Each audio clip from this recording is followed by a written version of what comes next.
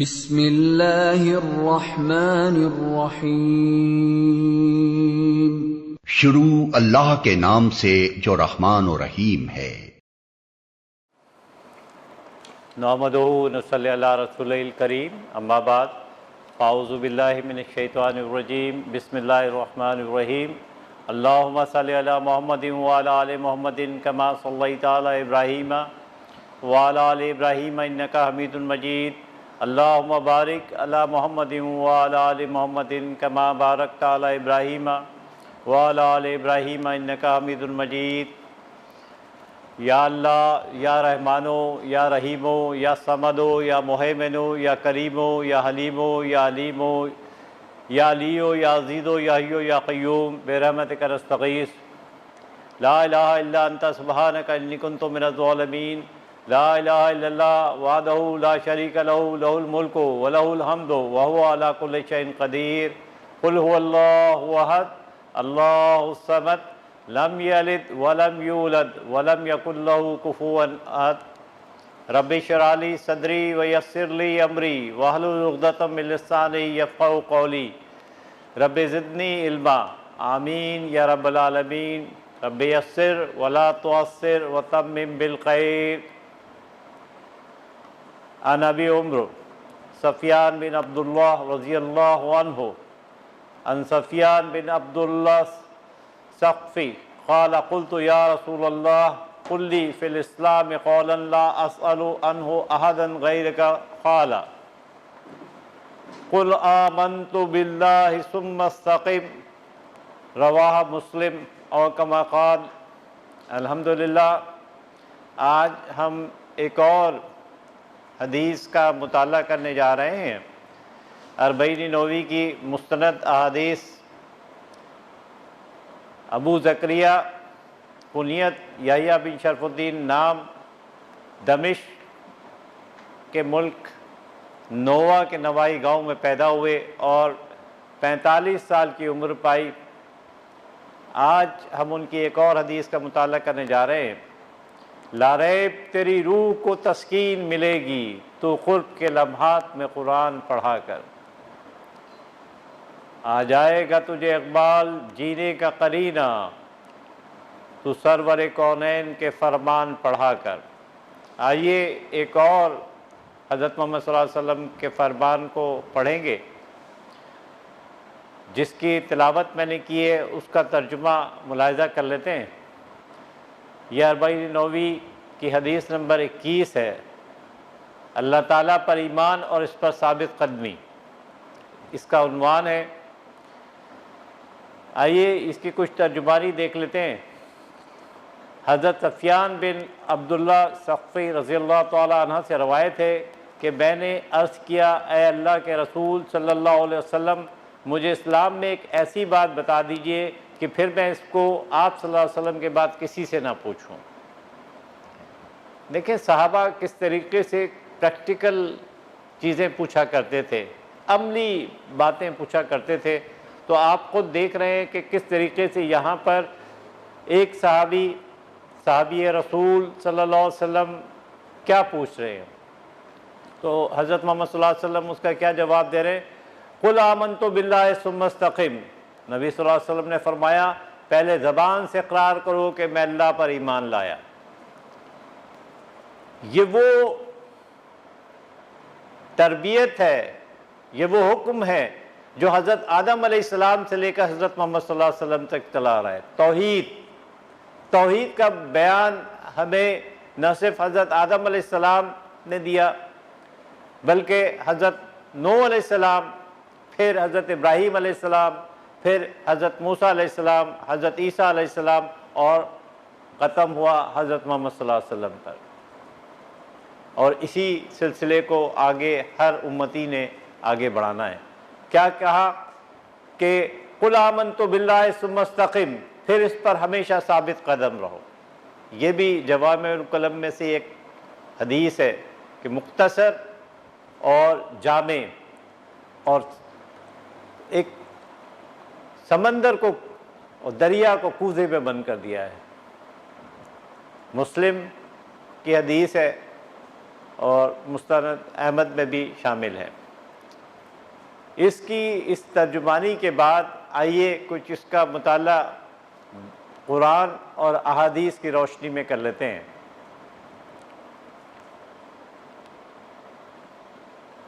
اسی حدیث کو آگے پیرائے میں بھی حضرت سفیان بن عبداللہ ثقفی رضی اللہ تعالیٰ عنہ نے سے فرمایا ہے کہ انہوں نے نہ صرف یہ بات پوچھی بلکہ اور کیا پوچھا اس سے آگے وہ بھی دوسری حدیث میں بتایا گیا کہ قلت یا رسول اللہ ما اخوف، میں نے عرض کیا یا رسول اللہ صلی اللہ علیہ وسلم آپ میرے بارے میں سب سے زیادہ کس چیز سے ڈرتے ہیں؟ تو کیا بتایا گیا کہ آپ نے اپنی زبان مبارک پکڑ کر فرمایا کیا اس سے، دیکھیں کہ زبان وہ چیز ہے، وہ آلہ ہے جو ہمیں جو کچھ بھی ہم بیان کر دیتے ہیں وہ پتھر کی لکیر بن جاتا ہے، وہ ایسے نشتر بنا دیتا ہے کہ جو مسیحا کا بھی کام کرتے ہیں اور وہی ہمیں دوسری طرف بھی لے کر چلے جاتے ہیں۔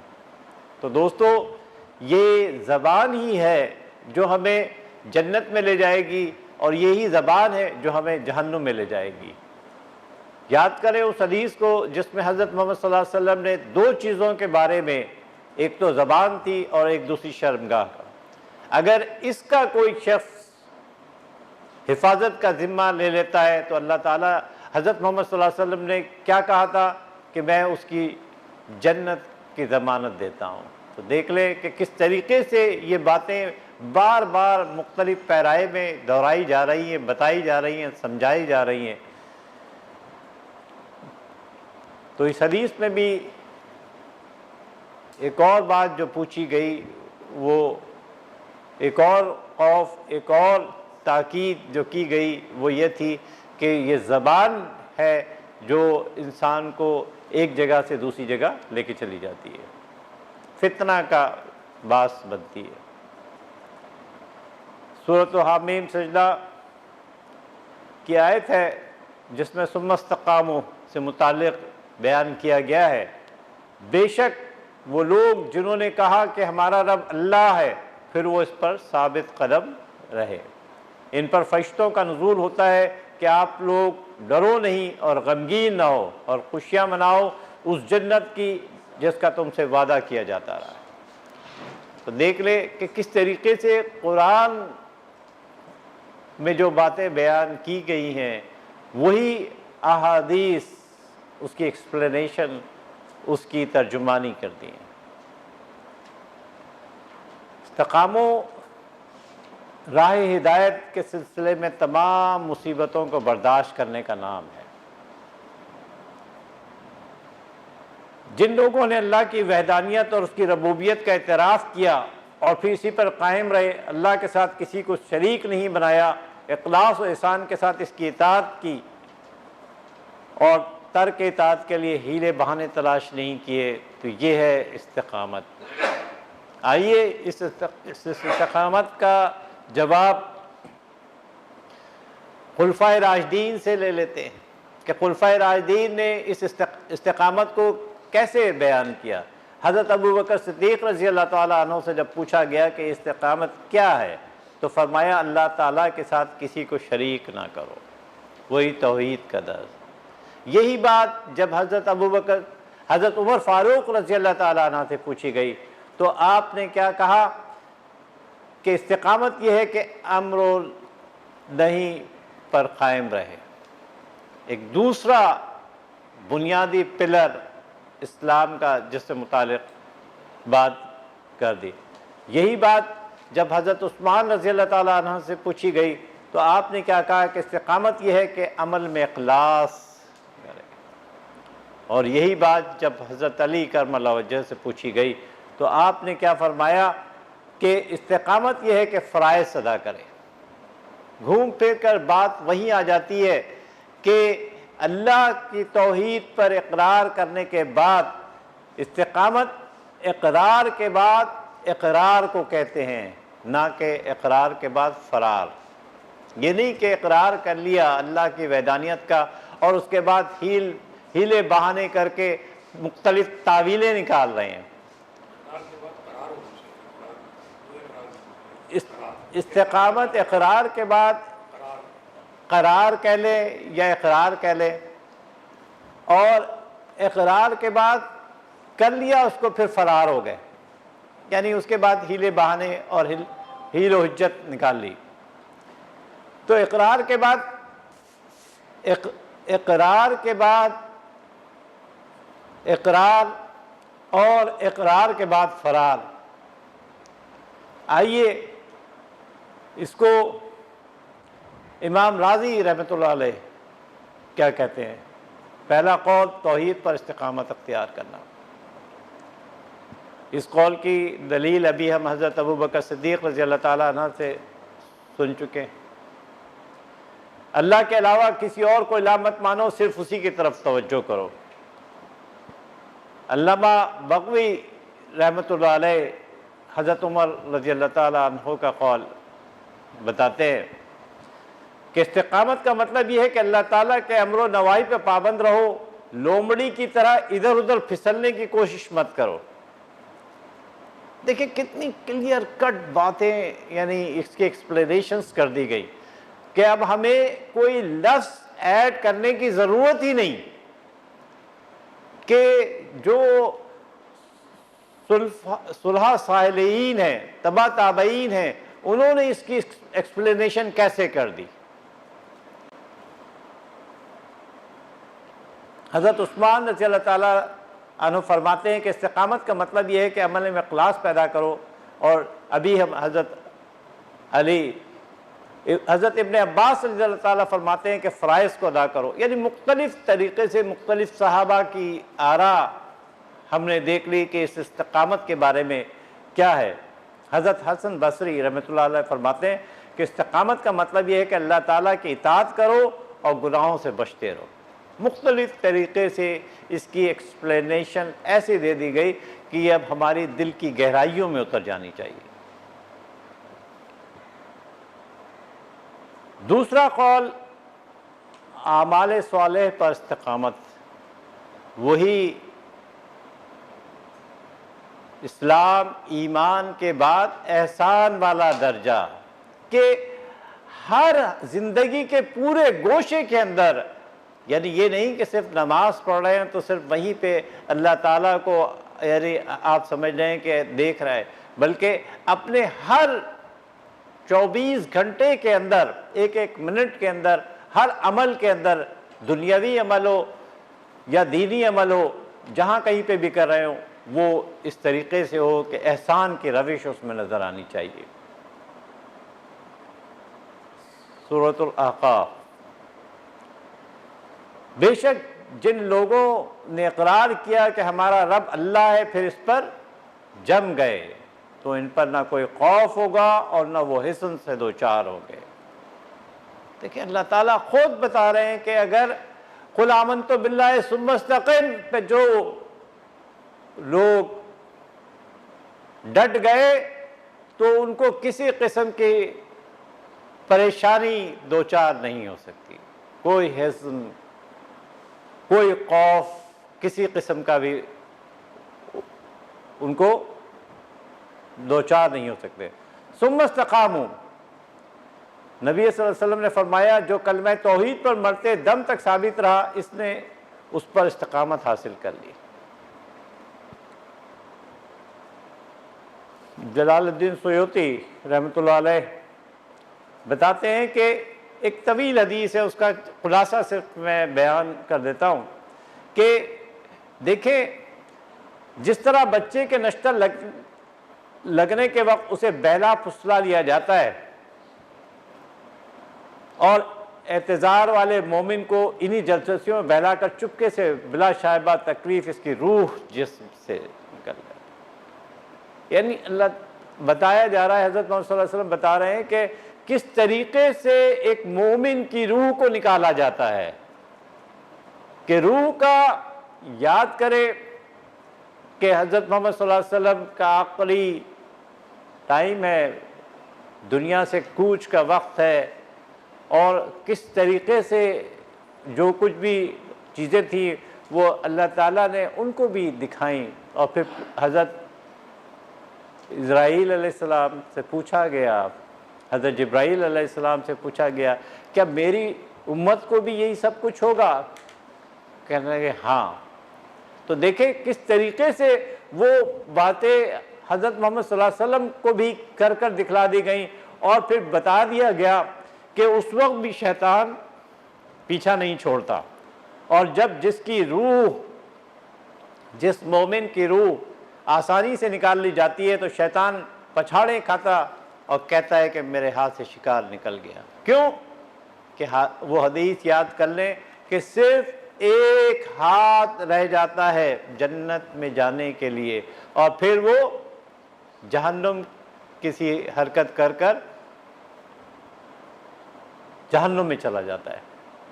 تو کہنے کا مطلب یہ ہے دوستو کہ ہمیشہ اللہ تعالیٰ سے پناہ مانگتے رہنا چاہیے کہ ہمارا جو خاتمہ ہو وہ توحید پر ہو، اور ہمیں اللہ تعالیٰ آخری وقت میں بھی کلمہ نصیب فرمائے. یہ فرشتے رحمت و بشارت کے ہوں گے، اور ان کا نزول پہلے موت کے وقت ہوگا، پھر قبر میں ہوگا، اور پھر حشر میں ہوگا. یعنی یہ 3 منزلیں ہیں. جیسے ہی دنیا سے انسان کوچ کرتا ہے، جب روح نکلتی ہے تو ایک وہ، اور پھر جب قبر میں دوبارہ اٹھایا جاتا ہے اس وقت پوچھا جائے گا، اور پھر جب حشر میں کھڑا کیا جائے گا اور نامہ اعمال پیش کیا جائے گا تو اس وقت بھی یہ فرشتے مکمل طور پر ساتھ ہوتے ہیں. عارفین نے تو ترقی کر کے یہاں تک کہا ہے کہ ملائکہ رحمت کا نزول تو مومنین صادقین پر ہر وقت اور ہر آن ہوتا رہتا ہے. امام راضی رحمۃ اللہ علیہ نے کہا کہ یہ آیت مومن کے حق میں بڑی بشارت ہے. نہ موت کے وقت ہوگا، نہ قبر میں، نہ حشر میں. مومن کو حزن، خوف، ان تینوں جو کہ مرنے کے بعد چیزیں ہیں، جیسے ہی دنیا سے کوچ کرتے ہیں، پہلا، پھر قبر میں، اور پھر حشر میں، تو یہ تمام جگہوں پہ اللہ تعالیٰ اس کو مطمئن رکھے گا. حضرت ابو ہریرہ رضی اللہ تعالیٰ عنہ کثیر الروایت صحابی، 5374 احادیث. یہ بار بار فگر اس لیے میں وہ کرتا ہوں تاکہ ہمارے ذہنوں کے ایک آئیکن بن جائے کہ بھائی ہاں یہ ہے. جیسے دوسری چیزیں ہم دنیاوی یاد رکھتے ہیں، ویسے دین کی بھی فگرز ہمارے ٹپس پر ہونی چاہیے کہ جو کوئی برا عمل کرے گا تو اس کا بدلہ دیا جائے گا.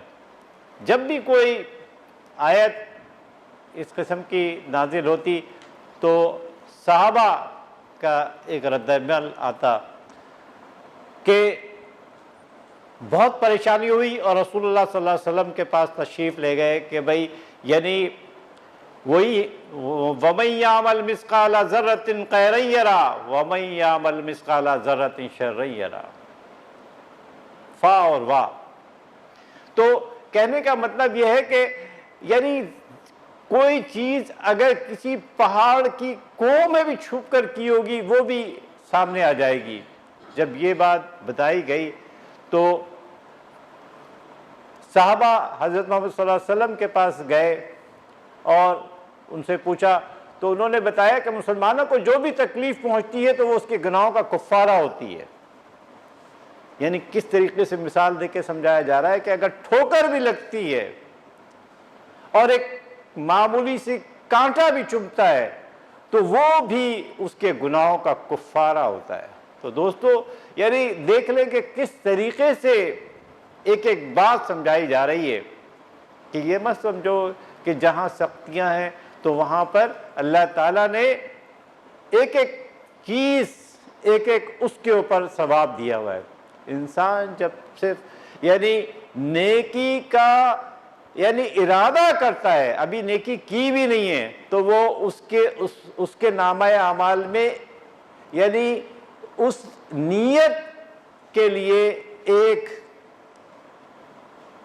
ثواب لکھ دیا جاتا ہے، اور اگر وہ کر لیتا ہے اخلاص کے ساتھ، ڈپینڈنگ کہ اس کا اخلاص کس معیار کا ہے، 10 سے لے کر 700 گنا تک اور اس سے بھی زیادہ اللہ تعالیٰ اس کو عنایت فرماتے ہیں۔ جبکہ برائی کا اگر صرف وہ تصور کرتا ہے تو وہ لکھی نہیں جاتی جب تک کہ وہ پریکٹیکلی ایگزیکیوٹ نہیں کر لیتا، اور اگر ایگزیکیوٹ کرے گا تو ایک ہی لکھی جائے گی، 10 یا 700 گنا تک نہیں لکھی جائے گی۔ اور اگر وہ جو اس نے برائی کا تصور کیا تھا اور اگر وہ نہیں کرتا اللہ کے خوف سے، تو وہ برائی کا تصور جو کہ پریکٹیکلی ایگزیکیوٹ نہیں ہوا، حدیث قدسی جو ہم کئی دفعہ بیان کر چکے کہ وہ بھی اس کے نامہ اعمال میں نیکی میں شمار ہو جاتی ہے، ایک نیکی لکھ دی جاتی ہے۔ تو دیکھیں کس طریقے سے اللہ تو بخشنے کے بہانے ڈھونڈتا ہے کہ ہم اس کی طرف رجوع کریں۔ متفق علیہ حدیث دوستو۔ حضرت معدان بن ابی طلحہ یامری رضی اللہ تعالیٰ عنہ سے روایت ہے کہ حضرت ثوبان مولا رسول اللہ صلی اللہ علیہ وسلم سے ملا اور عرض کیا کہ آپ مجھے ایسے عمل کی خبر دیں جس کے کرنے سے مجھے اللہ جنت میں داخل کر دے۔ دیکھیں صحابہ کوئی دنیاوی پروانہ نہیں چاہتے تھے کہ مجھے پیٹرول پمپ دے دو یا مجھے ایکس وائی زیڈ چیز دے دو، دنیاوی چیزوں کی خواہش نہیں کیا کرتے تھے۔ ان کا اصل منبع، ان کا اصل جو ٹارگٹ تھا وہ کیا تھا؟ آخرت، جنت۔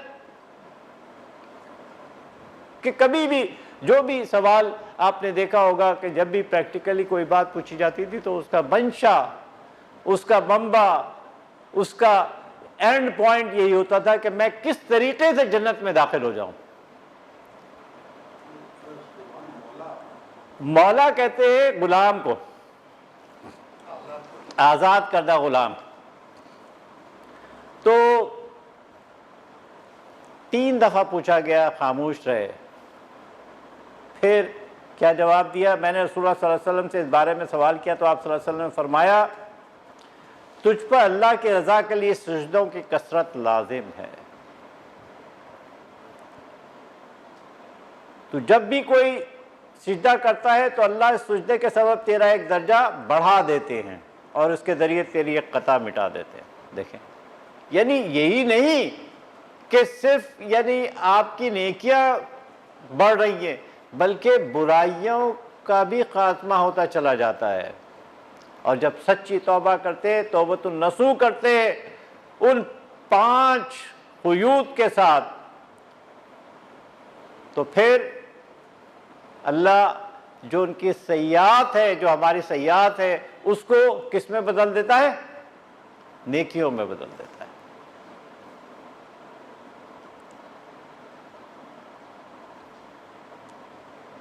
حضرت انس بن مالک رضی اللہ تعالیٰ عنہ فرماتے ہیں کہ رسول اللہ صلی اللہ علیہ وسلم بکثرت یہ دعا مانگا کرتے تھے۔ وہ کون سی دعا ہے؟ اللہم ثبت قلبی علی دینک، اے اللہ میرے دل کو اپنے دین پر استقامت عطا فرما دی۔ اللہم ثبت قلبی علی دینک۔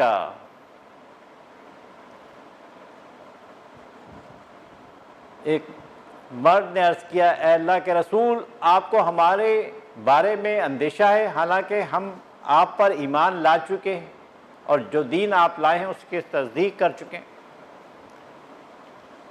تو حضرت محمد صلی اللہ علیہ وسلم نے کیا فرمایا؟ فرمایا بلا شبہ دل اللہ کی انگلیوں میں سے 2 انگلیوں کے درمیان میں ہے، وہ ان کو پلٹ دیتے ہیں، اور اپنی 2 انگلیوں کو ایسے کر کے دکھایا بھی کہ یہ اس طریقے سے جو ہے یہ یعنی ان 2 انگلیوں کے درمیان ہر ابن آدم کا دل جو ہوتا ہے وہ اللہ کی اس 2 انگلیاں، وہ انگلیاں کون سی ہے، کیسی ہیں، چہرہ کیسا ہے، پنڈلی کیسی ہے، یہ آیات متشابہات میں سے بھی ہیں۔ جو کہہ دیا گیا وہ ہم یعنی آمنا و صادقنا وہ ہم نے ماننا ہے، اور ہر جس طرف چاہیں گے جیسے چاہیں گے اس کو بدل دیں گے. اللہم مصرف القلوب صرف قلوبنا علی طاعتک. تو کیا کہتے تھے کہ اے اللہ دلوں کے پھیرنے والے ہمارے دلوں کو اپنی اطاعت پر پھیر دے. دوستو یہ وہ چھوٹی چھوٹی سی دعائیں ہیں جو حضرت محمد صلی اللہ علیہ وسلم نے ہمیں سکھائی ہیں.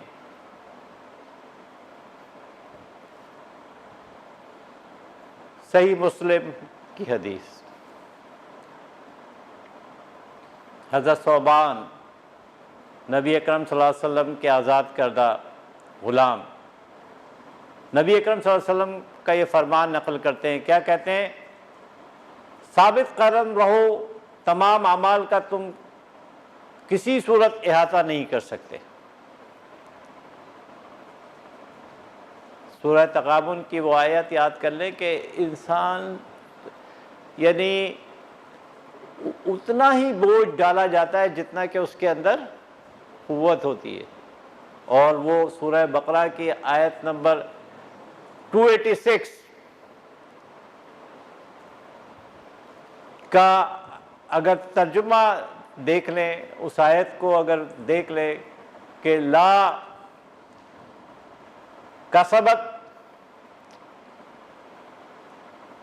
یکتسبت ما یکتسبت لہا ما کسبت ولہا ما کسبت.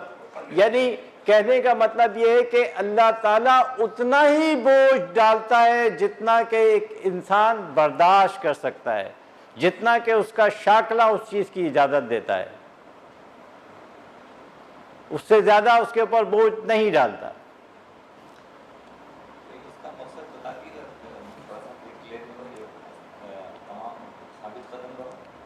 تمام اعمال کا تم کسی صورت میں احاطہ نہیں کر سکتے. یعنی یہ کہ اس کا مطلب یہ ہے کہ کیا ہم جس طریقے سے اللہ چاہتا ہے کیا وہ تمام اعمال کر سکتے ہیں؟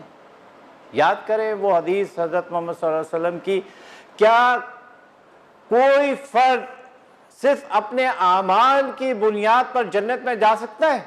تو حضرت محمد صلی اللہ علیہ وسلم نے خود کہا کہ ایون وہ خود انہوں نے اپنے آپ کو ایگزامپلز بنایا کہ نہیں، جب تک کہ اللہ کی رحمت شامل حال نہ ہو تو استقامت کیسے ہم اختیار کر سکتے ہیں جب تک کہ اللہ تعالیٰ کی رحمت، اللہ تعالیٰ کا فضل، اللہ تعالیٰ کا کرم حاصل نہ ہو. تو اپنے اعمال کی صرف بنیاد پر، صرف استقامت کی بنیاد پر ہم جنت کا حصول نہیں کر سکتے. اس میں کس کی رضا چاہیے، کس کی اعانت چاہیے؟ اللہ تعالیٰ کی اعانت، اللہ تعالیٰ کا رحم. کہ 99% جو ہوگا وہ اس کا جلوہ، اس کا نظارہ وہ کہاں ہوگا؟ یوم محشر کے دن. صرف 1% رحمت کو اللہ تعالیٰ نے دنیا میں ڈال دیا ہے، جس کا کہ جلوہ ہم یہ دیکھ رہے ہیں کہ ماں کس طریقے سے اپنے بچوں سے محبت کرتی ہے، باپ کس طریقے سے شفقت کرتا ہے، اور جانوروں کو دیکھ لیں کہ کیسے ایک دوسرے کی محبت کرتے ہیں. یعنی مطلب یہ کہ یہ جو تھوڑا بہت یعنی 1% کا پرتو ہے جو ہمیں نظر آ رہا ہے، اور 99% ہے جو اللہ تعالیٰ یوم حشر کے دن یعنی کریں گے. اور یہ بات اللہ تعالیٰ نے اس دنیا اور آسمان کو بنانے سے پہلے 50,000 سال پہلے لوح محفوظ میں لکھ دیا ہے. تو امید ہے کہ یہ بات اب کلیئر ہو گئی ہوگی. البتہ یاد رکھو کہ تمہارا سب سے بہترین عمل نماز ہے، اور وضو کی پابندی وہی کرتا ہے جو مومن ہو. پری ریکویزٹ ہے نماز. اور نماز کیا ہے؟ اللہ تعالیٰ سے ملاقات کا ذریعہ ہے. اور موت کیا ہے؟ اللہ تعالیٰ سے ملاقات کا ذریعہ ہے. ہر نماز کو اس طریقے سے ادا کرو جیسے کہ یہ آخری نماز ہے. جب آخری نماز ہوگی تو پھر وہی احسان والا تصور آ جائے گا. نہ صرف نماز میں آ جائے گا بلکہ 24 گھنٹے کے ہر عمل کے اندر آ جائے گا. اور لازمی بات ہے کہ جو نماز کا پری ریکویزٹ ہے وہ وضو ہے. تو اے نبی صلی اللہ علیہ وسلم آپ ڈٹے رہیں جیسا کہ آپ کو حکم ہوا ہے، اور وہ بھی جنہوں نے توبہ کی ہے آپ کے ساتھ، اور تم لوگ حد سے تجاوز نہ کرو، یقیناً وہ تم لوگوں کے سب اعمال دیکھ رہا ہے۔ اور کوئی جھکاؤ پیدا نہ کرنا ان لوگوں کی طرف جنہوں نے ظلم کیا، اگر ایسا ہوا تو تمہیں آگ پکڑ لے گی، پھر تمہارے لیے اللہ کے سوا کوئی حمایتی نہیں ہوں گے، پھر تمہاری مدد نہیں کی جائے گی۔ یعنی یہ جو ڈراوے اور یہ باتیں یہ صرف حضرت محمد صلی اللہ علیہ وسلم کے ذریعے ہم تک، اس امت تک بتائی جا رہی ہے کہ کسی صورت میں بھی یعنی وہ نہیں کرنا ہے۔ آج دیکھیں کہ یاد کریں کہ جو قیامت کی جو میجر نشانیاں بتائی گئی ہیں، اب وہ نشانیاں آ رہی ہیں سامنے، کہ سعودی عرب میں دیکھ لیں کہ کیا ہو رہا ہے، کہ کس طریقے سے یہ بادشاہت کے جھگڑے شروع ہو گئے، کہ آپس میں یہ بادشاہت کے چکر میں لڑیں گے، کس طریقے سے جو سیکنڈ ان کمانڈ تھا جس کو کہ یعنی ملنے والی تھی بادشاہت، اور اس میں جو ہے اس کے بچوں کو ملنا تھا، اس کو بلاسٹک میزائل سے اڑا دیا گیا۔ ٹرمپ کے ذریعے، یہود و نصارہ کے ذریعے اپنے جو صحیح لوگ تھے ان کو قید کر دیا گیا۔ اب دیکھیں آپ کہ کس طریقے سے شام میں پورا کا پورا فیلڈ بیٹل وار تیار ہے، کون سی فوج ہے جو وہاں نہیں ہے، وہیں پہ سب کچھ مارکا ہونا جا رہا ہے۔ اور اب سعودی عرب کے اندر بھی آپ نے دیکھ لیا کہ کس طریقے سے چیزیں ان کے اپنے اندر شروع ہو چکی ہیں۔ اب وہ اسرائیل کو ملا کر، وہ چاہتے ہیں کہ اسرائیل کو ملا کر ایران پہ حملہ کریں۔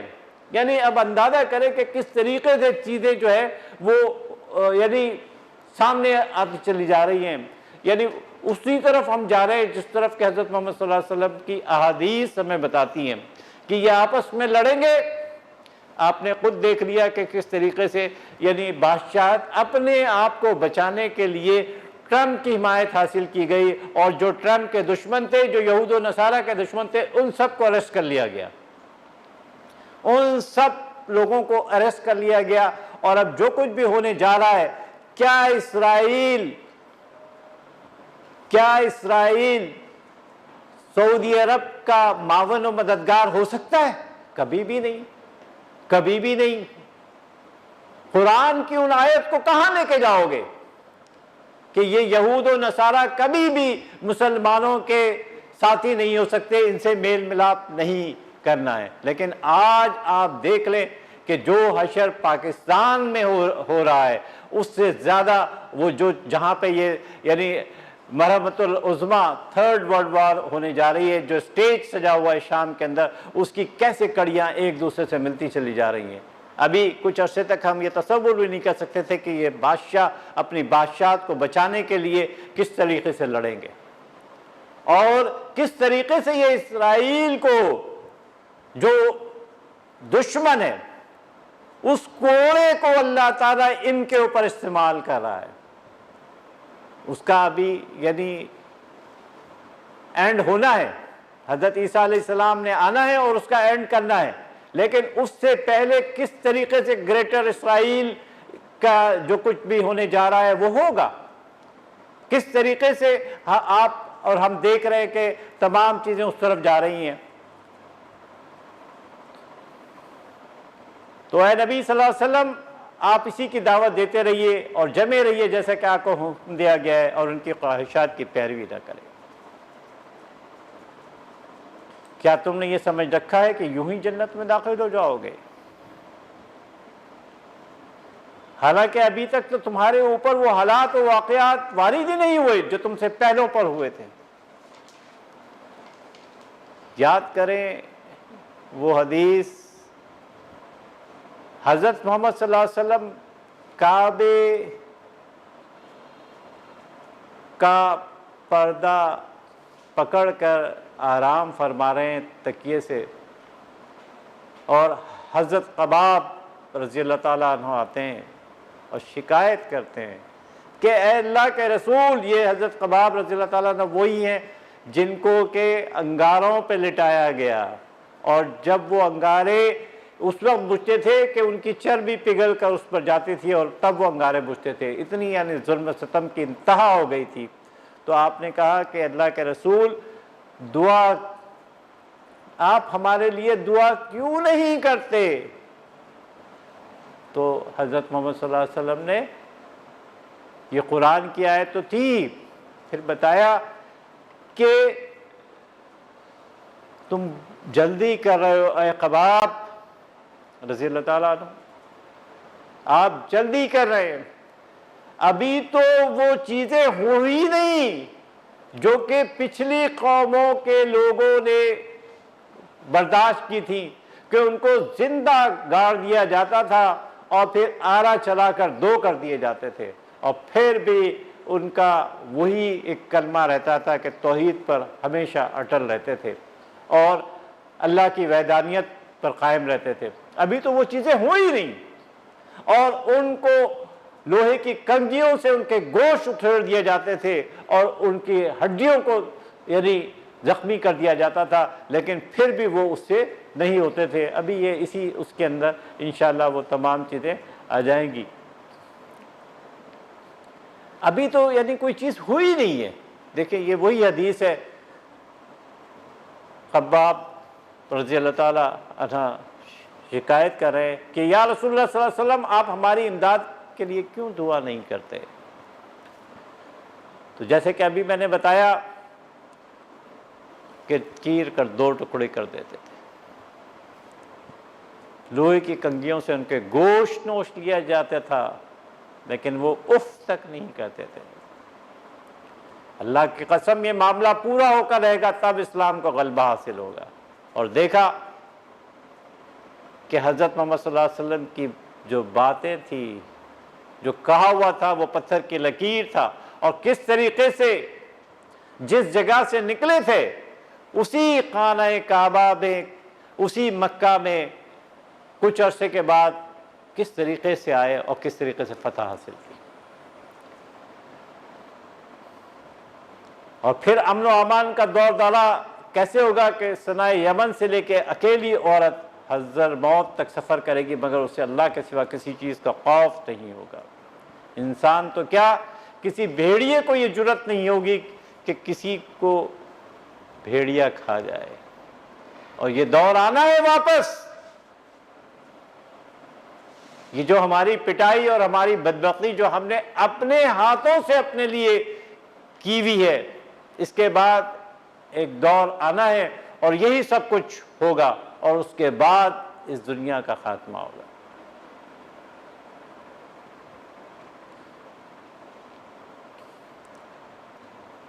جس میں نہ ہو انقلاب موت ہے وہ زندگی، جس میں نہ ہو انقلاب موت ہے وہ زندگی، روح امم کی حیات کشمکش انقلاب، یہ شہادت گئے الفت میں قدم رکھنا ہے۔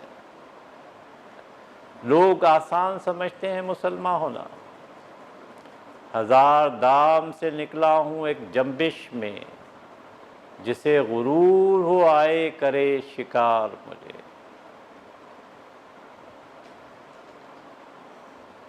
اے لوگو جو ایمان لائے ہو صبر سے کام لو، باطل پرستوں کے مقابلے میں پامردی دکھاؤ، حق کی خدمت کے لیے کمر بستہ رہو تاکہ تم فلاح پاؤ۔ بار بار یہ احادیث و قرآنی آیات قل آمنت باللہ ثم استقم کی نشاندہی کرتی ہیں۔ مصیبت پر صبر کرنا عبادت ہے۔ حضرت زبیر بن عوام رضی اللہ تعالیٰ جب مسلمان ہوئے تو ان کا چچا بہت سخت آدمی تھے۔ اس کو جسٹ میں یعنی وائنڈ اپ کرتے ہوئے آؤں گا کہ جب وہ مسلمان ہو گئے، ان کے چچا کو پتہ چلا تو انہوں نے ان کے اوپر سختیاں کی، یہاں تک کہ یعنی دھواں ان کی ناک میں ڈالا گیا۔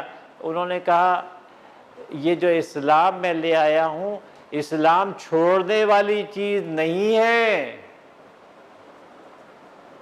آپ جتنا چاہے مجھ پر ظلم کر لیں، اور وہ اتنا ظلم و برداشت کرتے رہے لیکن ٹس سے مس نہ ہوئے. اور یہی حال کلمہ تو پڑھنے والی چیز ہے، چھوڑنے والی چیز نہیں ہے. کیا لوگوں نے یہ سمجھا تھا کہ چھوڑ دیے جائیں گے صرف یہ کہنے کے کہ ہم ایمان لے آئے اور انہیں آزمایا نہیں جائے گا؟ ہم نے تو ان کو بھی آزمایا تھا جو ان سے پہلے تھے، پس اللہ ظاہر کر کے رہے گا ان کو جو سچے ہیں اور ان کو بھی جو جھوٹے ہیں. یہ آزمائشیں، یہ کشاکش اس لیے آتی ہے کہ دودھ کا دودھ اور پانی کا پانی ہو جائے. چھنی ہے یہ، پتہ چل جائے کہ کون کتنے پانی میں ہے.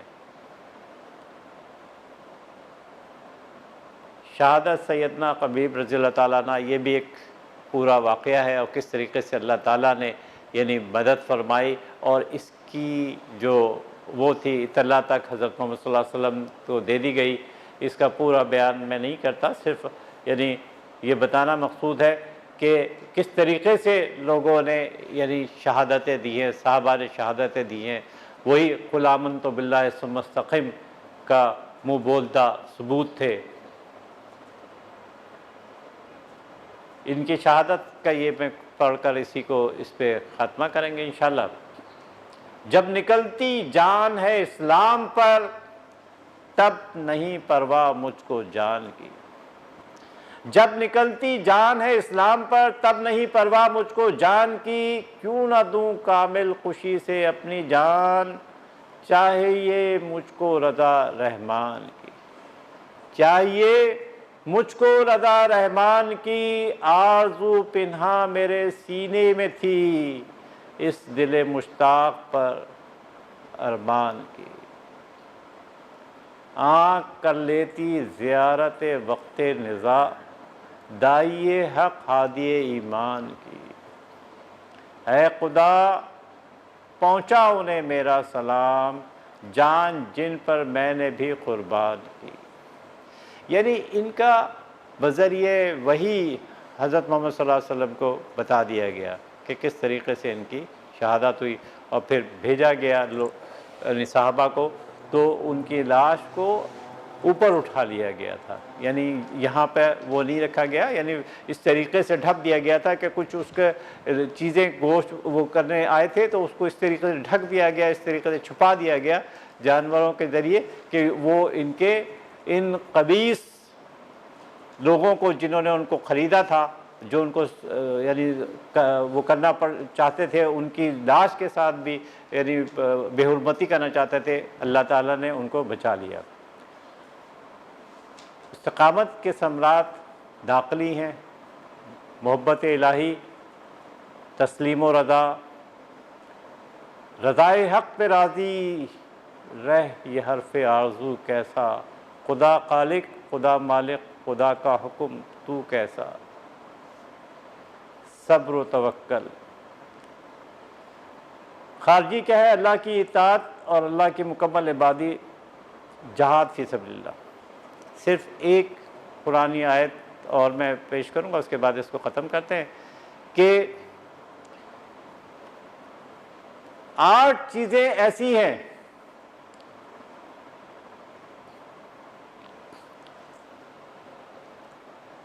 آٹھ محبت دنیا کی ایسی ہیں جس میں باپ، بیٹا، بھائی، بیوی اور عزیز و اقارب، یہ تو کلوز رشتہ دار ہو گئے. 5 تو یہ محبتیں ہو گئی. 6ٹھی محبت مال کی محبت. 7ویں کاروبار تجارت کی محبت. اور 8ویں جہاں انسان رہتا ہے. اگر یہ 8 محبتیں اللہ اور اس کے رسول اور جہاد کی محبت، ان 3 محبت، ان 8 محبتوں کو ایک پلڑے میں ڈال لیں اور ان 3 محبتوں کو ایک پلڑے میں ڈال لیں، اللہ کی محبت، رسول کی محبت اور جہاد فی سبیل اللہ کی محبت. اگر جس کا پلڑا بھاری ہے تو سمجھے آپ اسی کے ہیں. تو دیکھ لیں کہ کس طریقے سے ایک ایک بات ہمیں سمجھائی جا رہی ہے، بتائی جا رہی ہے یہ مال و دولت دنیا، یہ رشتہ و پیوند، بتان وہم و گمان، لا الہ الا اللہ۔ علم عمل کو آواز دیتا ہے، اگر وہ پہنچا تو ٹھیک ہے، ورنہ علم رخصت ہو جاتا ہے۔ دوستو، علم جو کچھ بھی ہم باتیں کر رہے ہیں، صرف اچھی باتیں نہ ہوں بلکہ ان پر عمل کریں۔ جان دی ہوئی اسی کی تھی، حق تو یہ ہے کہ حق ادا نہ ہوا۔ دین میں استقامت ہی اللہ تعالیٰ کے ہاں بلند مقام اور مقبولیت مل سکتی ہے۔ اللہ تعالیٰ سب کو دین و ایمان پر استقامت نصیب فرمائے۔ یہ تمام چیزیں ایز یوزول کے ریکارڈ کر دی گئی ہیں drmidashafeeq.com پہ۔ جو لوگ یہاں آ گئے ہیں انہوں نے تو اس کا استفادہ حاصل کر ہی لیا ہے، اور جو لوگ یہاں موجود نہیں ہیں، آپ سب سے گزارش ہے کہ اس کو زیادہ سے زیادہ آگے بڑھائیں تاکہ صدقہ جاریہ آپ کے لیے بھی رہے اور میرے لیے بھی رہے۔ سبحان ربک رب العزت عما یصفون وسلام علی المرسلین والحمد للہ رب العالمین۔